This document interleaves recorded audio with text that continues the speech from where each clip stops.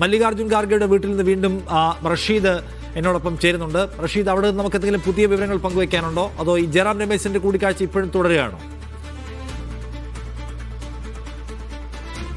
നിലവിൽ ജയറാം രമേശ്, കേരളത്തിന്റെ ചുമതലയുള്ള AICC general secretary Deepa Das Munshi, അതോടൊപ്പം നിരീക്ഷകരായിട്ടുള്ള അജയ് മാക്കൻ, മുഗൾ വാസനിക എന്നീ 4 പേരുമാണ് ദേശീയ അധ്യക്ഷൻ മല്ലികാർജ്ജുൻ ഖാർഗെയുടെ വസതിയിൽ ഇപ്പോൾ അദ്ദേഹവുമായി കൂടിക്കാഴ്ച നടത്തുന്നത്. ഒരു 10 മിനിറ്റിലധികമായി ഇപ്പോൾ 4 പേര് മല്ലികാർജ്ജുൻ ഖാർഗെയുമായി ആശയവിനിമയം നടത്തുകയാണ്. ഇതിലേറെ പ്രധാനപ്പെട്ടത്, ഇന്ന് കേരളത്തിലേക്ക് നേതാക്കൾ 1 മണിയോടുകൂടി പ്രത്യേക ചാർട്ടേഡ് വിമാനത്തിൽ കേരളത്തിലേക്ക് തിരിക്കുകയാണ്. ഇതിനു മുമ്പാണ് ഇത്തരത്തിൽ നിർണായകമായിട്ടുള്ള കൂടിക്കാഴ്ച നടക്കുന്നത് എന്നുള്ളതാണ് ഏറെ പ്രധാനപ്പെട്ടത്. ഹൈക്കമാൻഡിന്റെ ഭാഗത്ത് നിന്ന് കേരളത്തിലേക്ക് എത്തുന്ന നേതാക്കൾക്ക് എന്തെല്ലാം തരത്തിലുള്ള നിർദ്ദേശങ്ങളായിരിക്കും നൽകുക എന്നുള്ളത് കൂടി ഏറെ പ്രധാനപ്പെട്ടതാണ്. കാരണം ഒരു നേതാവിന്റെ പേരിലേക്ക് അല്ലെങ്കിൽ മുഖ്യമന്ത്രിയെ ഒരാളുടെ പേര് പ്രഖ്യാപിക്കുമ്പോൾ നിരവധി സാഹചര്യങ്ങൾ അവർ കണക്കിലാക്കുന്നുണ്ട്. പ്രത്യേകിച്ചും VD സതീശന്റെയോ അല്ലെങ്കിൽ KC വേണുഗോപാലിന്റെ പേരുകളിലേക്ക് എത്തുകയാണെങ്കിൽ അതിൽ വലിയ പ്രത്യാഘാതങ്ങൾ ഉണ്ടാകാനുള്ള സാധ്യത ഹൈക്കമാൻഡ് നേരത്തെ തന്നെ മുൻകൂട്ടി വിലയിരുത്തിയിട്ടുണ്ട്. ഇതിന്റെ പശ്ചാത്തലത്തിൽ ഇത് മറികടക്കാൻ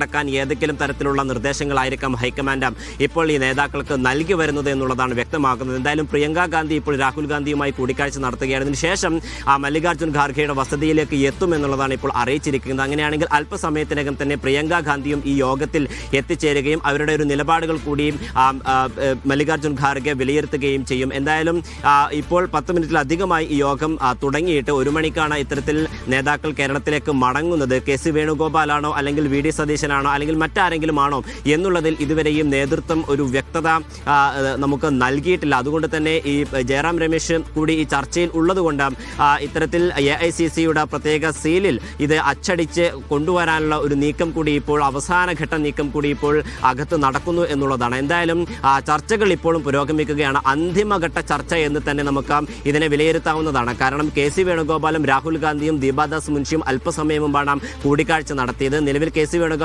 വേണുഗോപാൽ ഇപ്പോഴും രാഹുൽ ഗാന്ധിയുടെ വസതിയിൽ തുടരുകയാണ്. പ്രിയങ്ക ഗാന്ധി കൂടി രാഹുൽ ഗാന്ധിയുടെ വസതിയിലുണ്ട്. ഈ ചർച്ചയ്ക്ക് ശേഷം പ്രിയങ്ക ഗാന്ധി കൂടി ഇങ്ങോട്ടേക്ക് എത്തുമെന്നുള്ളതാണ് അറിയിച്ചിരിക്കുന്നത്. അങ്ങനെയാണെങ്കിൽ കൂടുതൽ പേർ ഇനിയും ഈ ചർച്ചയിൽ സജീവമായി തന്നെ നിൽക്കുന്നു എന്നുള്ളതാണ്. എന്തായാലും 1 മണിയോട് കൂടിയും നേതാക്കൾ കേരളത്തിലേക്ക് പുറപ്പെടുന്നു എന്ന് പറയുമ്പോൾ അരമണിക്കൂറിനകം തന്നെ ഈ നേതാക്കളൊക്കെ തന്നെയും പുറത്തേക്ക് വരേണ്ടതുണ്ട്. കാരണം വിമാനത്താവളത്തിലേക്ക് എത്താനും അതിൻ്റെ മറ്റു കാര്യങ്ങളിലേക്കൊക്കെ തന്നെയും നേതാക്കൾക്ക് കടക്കണം. എന്തായാലും കേരളത്തിലേക്ക് എത്തുന്ന നേതാക്കൾക്ക് എന്തൊക്കെ നിർദ്ദേശങ്ങളായിരിക്കും ഇപ്പോൾ നൽകുക എന്നുള്ളതും ഏറെ പ്രധാനപ്പെട്ടതാണ്. ഇതിൽ 2 കാര്യങ്ങളാണ് പരിശോധിക്കേണ്ടത്. ഒന്ന്, ഒറ്റപ്പേരിലേക്ക് ഇപ്പോൾ കോൺഗ്രസ് നേതൃത്വം എത്തിയിരിക്കുന്നത്. അത് പ്രഖ്യാപിക്കുമ്പോൾ ഉണ്ടാകാവുന്ന ചില പ്രത്യാഘാതങ്ങളുണ്ട്. കാരണം നേരത്തെ തന്നെ VD പക്ഷവും അല്ലെങ്കിൽ രമേശ് ചെന്നിത്തല പക്ഷവും KC പക്ഷവും വലിയ തോതിലുള്ള പ്രക്ഷോഭങ്ങളും പ്രതിഷേധങ്ങളും അടക്കം കേരളത്തിൽ നടത്തി വരികയായിരുന്നു.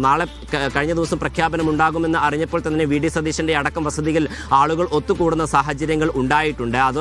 അതിനൊക്കെ തന്നെയും കണക്കിലെടുത്തുകൊണ്ട് നിർണായകമായിട്ടുള്ള ചില നിർദ്ദേശങ്ങൾ കൂടി ഹൈക്കമാൻഡ് ഇത്തരത്തിൽ നേതാക്കൾക്ക് നൽകുന്നു എന്നുള്ളതാണ് മനസ്സിലാക്കാൻ സാധിക്കുന്നത്. എന്തായാലും 4 നേതാക്കൾ, അതായത് നിരീക്ഷകരായിട്ടുള്ള 2 പേരും ജയറാം രമേശ്, അതോടൊപ്പം കേരളത്തിന്റെ പ്രത്യേക ചുമതലയുള്ള AICC ജനറൽ സെക്രട്ടറി ദീപാദാസ് മുൻഷിയും ഇപ്പോൾ ദേശീയ അധ്യക്ഷൻ മല്ലികാർജ്ജുൻ ഖാർഗെയുമായി ആശയവിനിമയം നടത്തുകയാണ്. അതിനുശേഷം നേതാക്കൾ എത്തും. ജയറാം രമേശ് ഇവിടെ എത്തിയ ഘട്ടത്തിൽ നമ്മൾ ഇതുമായി ബന്ധപ്പെട്ടുള്ള കാര്യങ്ങൾ ചോദിച്ചിരുന്നു. അദ്ദേഹം പറഞ്ഞത്, നിങ്ങൾ കാത്തിരിക്കൂ, ഞങ്ങൾ പ്രഖ്യാപിക്കും, ഉടൻ തന്നെ പ്രഖ്യാപനം ഉണ്ടാകും എന്നുള്ള കാര്യമാണ്. ഇനി കേരളത്തിൽ വെച്ചായിരിക്കുമോ പ്രഖ്യാപനം, അതോ ഇവിടെ വെച്ച് തന്നെ ഈ നേതാക്കൾ പ്രഖ്യാപിക്കുമോ എന്നുള്ള കാര്യത്തിൽ ഒരു സസ്പെൻസ് തുടരുകയാണ്. എന്തായാലും നേതാക്കളുടെ കാറുകൾ ഇപ്പോഴും മല്ലികാർജ്ജുൻ ഖാർഗെയുടെ വസതിയിലേക്ക് പോവുകയാണ്. ഒരു പക്ഷേ അവർ തിരികെ വരാനുള്ള നീക്കങ്ങൾ കൂടി ഉണ്ട് എന്നുള്ളതാണ് മനസ്സിലാക്കാൻ സാധിക്കുന്നത്. നിലവിൽ ഇപ്പോഴും ചർച്ച അത് പുരോഗമിക്കുകയാണ്. നിഷാദ്.